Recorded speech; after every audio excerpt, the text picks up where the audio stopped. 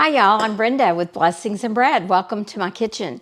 Today I'm going to be making two great holiday sides, and one of the main ingredients I'm using in both of these recipes is Cheez Whiz. And as we're making this, I'm going to share with you a little bit of information about the beginning of Cheez Whiz. So come along with me while I make these two easy, delicious side dishes that you can use for your holiday meals that are delicious and easy to prepare.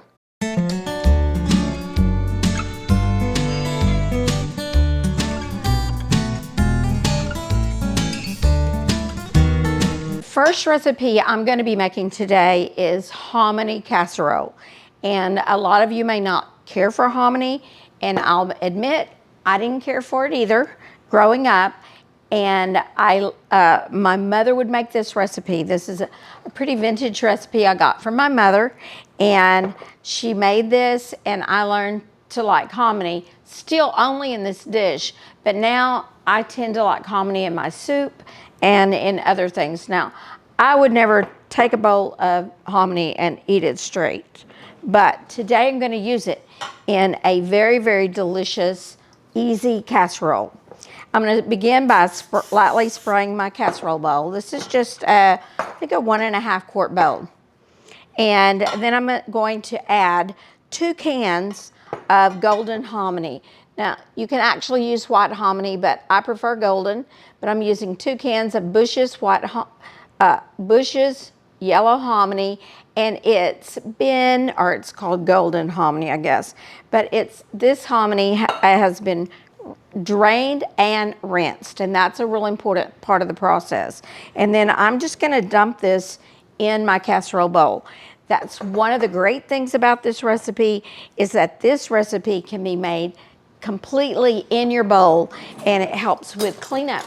So when we're doing lots of baking around the holidays, one less bowl to clean is definitely an advantage. So the next thing this recipe uses is a can of cream of mushroom soup.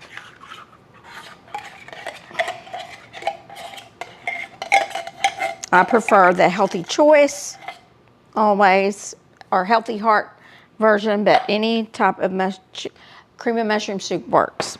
And then next, I'm going to add Cheez Whiz, and I'm using 8 ounces of Cheez Whiz. Now, this jar, which is about the only size I think you can find of Cheez Whiz, is 15 ounces. So it doesn't take that whole jar. When we first made this recipe, and the original recipe, it called for jalapeno Cheez Whiz, which originally you could buy. I don't believe they make that anymore.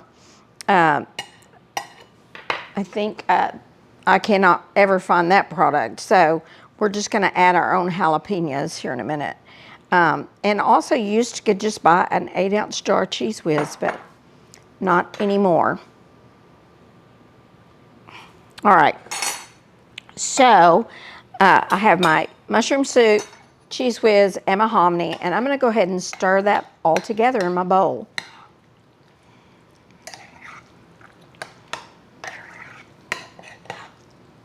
This is a super, super easy recipe. I make this recipe all the time. It goes so well with potluck dinners. I take it frequently to church for a potluck dinner, and I always keep the ingredients for this on hand. So if for some reason I need to prepare food to take to like a funeral, for a potluck for a funeral, I can always make this and it's done quickly. The next thing I'm going to add, and I'm doing this because we can no longer buy jalapeno Cheez Whiz, but I'm putting in about 1.5 tablespoons to 2 tablespoons of jalapeno peppers. Now, you can use fresh jalapeno peppers, or pickled, and I'm using the pickled version. And I'm just stirring those in. The amount of jalapenos you put in your dish depends on how hot you want it to be. This will be kind of a mild. It'll have a little kick to it, but it will be mild. All right, now, I'm going to be taking this dish tomorrow to our family Thanksgiving meal. This is something that I've brought frequently, and a lot of the family members love to eat it. So I frequently take this when we're having a holiday meal. I just need to get a paper towel and clean around the edge, so when it bakes cleanly in the pan. So I'm just going to run that around the edge to kind of clean up the pan. And then I will bake this for 30 minutes at 350 degrees. And another great thing about this dish is that it is excellent to as leftovers. You can heat it and warm it in the microwave after you've already made it, and it warms up and tastes just as good as leftovers as it does originally. All right, now I'm not baking this today. I'm not going to bake it till tomorrow, but that's how easy this dish is to make. And I'm going to set it aside, and we're going to make our second side dish using Cheez Whiz. So this one's going to go to the side, and then we'll get started with dish number 2. Dish number 2 is a dish that traditionally I have not cared a whole lot for. This recipe is going to be for a broccoli rice casserole. And typically I don't like broccoli rice casserole. Most of the time they were dry. I don't know what it was. I just didn't care for it. Last year, my cousin Andrea brought broccoli cheese rice to the family holiday meal, and I loved it. And I asked her for her recipe, and it's my Aunt Jo's recipe, who's gone on to be with the Lord, so that makes it even more special. But I just believe because she made it with Cheez Whiz, it was better. As I mix this together, I'll try to share some things that I've learned about Cheez Whiz. I know, before you say too much, I know it's processed food, but maybe at the holidays, a little processed food won't hurt you.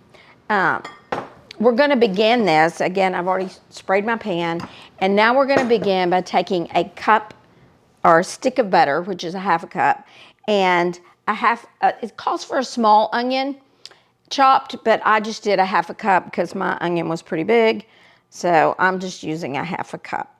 And now it says to saute this, so I'm going to do this in the microwave. So I'm going to go stick this in the microwave and cook it for about 3 minutes and stir it, and then see if I think it needs longer.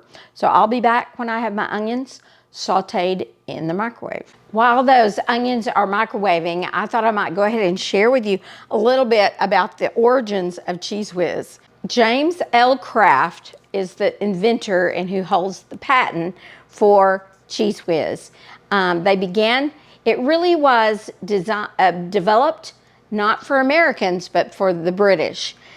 The British like to eat they had a dish called Welsh Rabbit, and it really didn't have rabbit in it at all, or any meat. It basically was a piece of toast with cheese sauce on it. And it was common, I think, to serve it in the pubs back in the 1700s.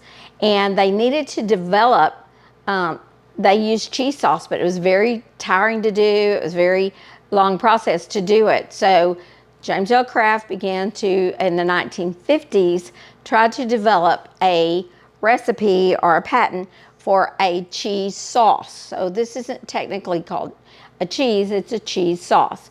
And he did develop it, and it was first released in England in 1952. And it was a huge success in England, and so in 1953 it was released and came on the market in 1953 in America. It was also a big hit in America, and people especially like it on their Philly cheesesteaks sandwiches. So we're going to use it again as soon as these onions get done to make us some broccoli rice casserole. My onions are all sauteed in the microwave in the butter. So now I'm just going to add this into my mixing bowl so that I can mix all the ingredients together.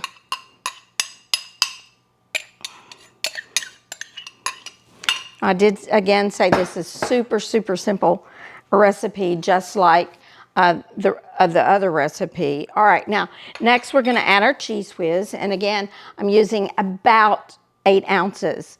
It's probably closer to 7.5 because I only had the 15-ounce choice at the store. So I just split that between the two recipes. And then we're just gonna mix that together. We're gonna go ahead and add 1 can of mushroom soup.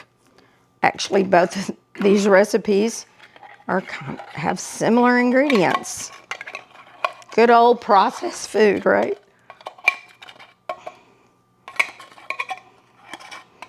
I said I loved that I got to grow up for years and not be guilty about what I ate. And now they try to make us guilty about everything we eat.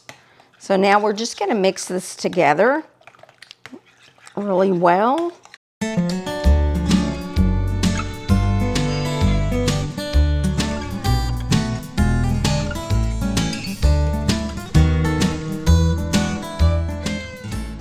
And then we just have to add 1 cup of cooked rice.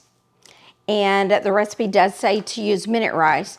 I don't know if that would make a difference, but minute rice does have a little different texture when it's cooked. So I don't normally keep minute rice, but I bought some and I am using minute rice today. So I'm gonna add 1 cup of cooked minute rice. And then this is 10 ounces of chopped broccoli. That's another thing that I have trouble finding anymore is chopped broccoli. They usually just sell broccoli flowerets now, but I just took it out and chopped it myself. And then we're just gonna mix all of this together well. And I'm going to try to get it kind of mixed together here. I'm going to add a little salt and pepper. And I'm just gonna guess on this. I'm gonna put about that's probably about 3/4 a teaspoon of salt.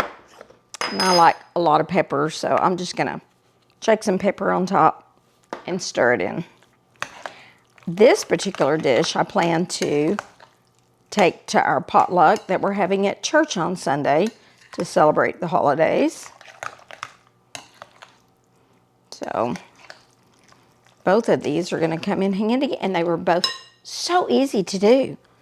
And that's it. Cheez Whiz, mushroom soup, butter, onion, rice, broccoli, salt and pepper. And I'm gonna add this to my casserole dish that I have already sprayed with cooking spray. Oh man, that looks great.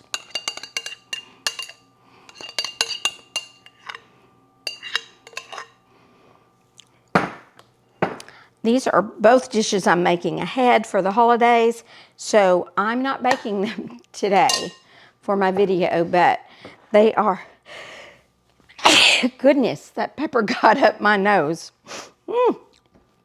Excuse me. But anyway, this is the finished product, and you're gonna bake it at 375 degrees for 30 minutes. Basically, everything in here is edible already. Everything's cooked, but we do need to heat it thoroughly, and so it's heated all the way through. So 375 degrees for 30 minutes. Well, I want to thank you for joining me today while I made these 2 dishes for my holiday.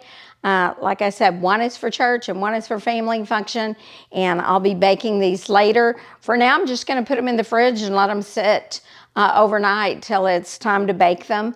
Then I'll pull them out of the refrigerator, let them come to room temperature, and then I will bake them. The hominy casserole again bakes at 350 degrees for 30 minutes, and the broccoli casserole bakes at 375 for 30 minutes. But I hope you've enjoyed this. I hope you enjoyed learning a little bit about the history of Cheez Whiz. And if you're new to my channel, I'd love for you to subscribe and come along with me on this journey. I've had a lot of fun. It's been a little over a year now, and I'm still having fun doing my videos. And so if you liked this video, give us a thumbs up, subscribe to my channel, and I will see you the next time I'm in my kitchen, on my porch, or in my garden.